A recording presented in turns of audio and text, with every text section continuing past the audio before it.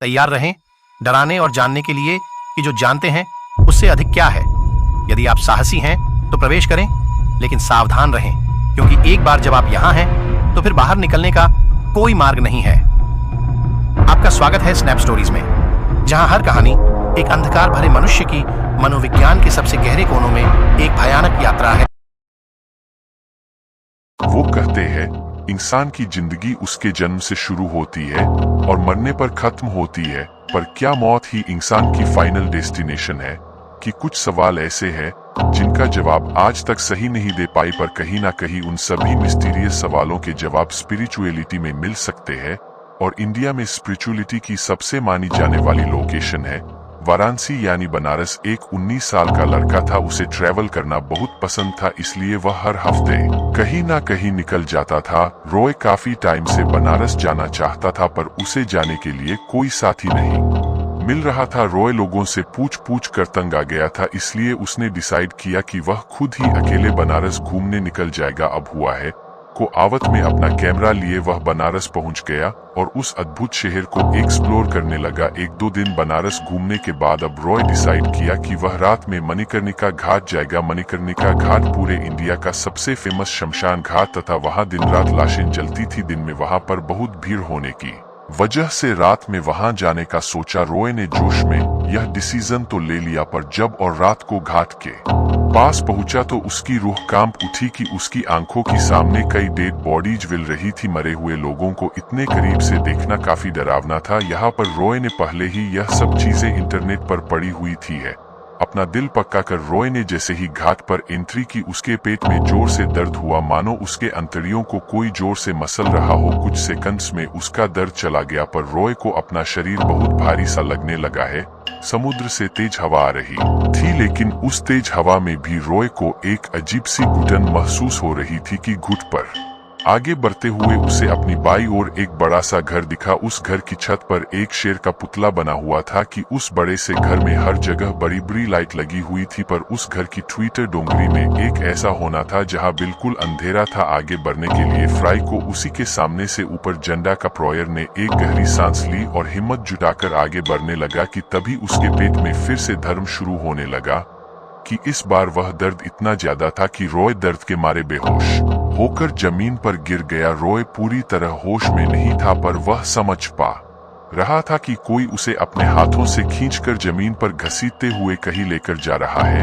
यहाँ पर रॉय का शरीर पर जान था। यह सब समझने के बावजूद वह कुछ नहीं कर पा रहा था। कुछ देर बाद रॉय होश में आया है कि उसकी आंखें खुली तो उसने खुद को एक दीवार से सटा हुआ पाया। इधर उधर नजरें घुमाकर देखने पर उसे पता चला कि वह उस घर के किसी अंधेरे कोने में। वह बहुत ज्यादा डर गया। वह जल्दबाजी में वहां से उठकर भागने लगा तो उसे अपने हाथों पर एक खिंचाव महसूस हुआ। रॉय ने जब पीछे देखा तो उसके होश उड़ गए कि रॉय का हाथ एक डेड बॉडी से भरा हुआ था और उस बॉडी सड़ गया था। उस बॉडी का वजन इतना ज्यादा था कि रॉय उसे हिला भी नहीं पा रहा था और रॉय वहां पर पहुंच चुका था और उसके दिल की धड़कन ने बहुत तेज हो चुकी थी। उसके साथ जो कुछ भी हो रहा था वह उसकी समझ से परे था। रॉय चीख चीख कर मदद मांगने की कोशिश भी की और उसकी मदद के लिए कोई भी नहीं आया है।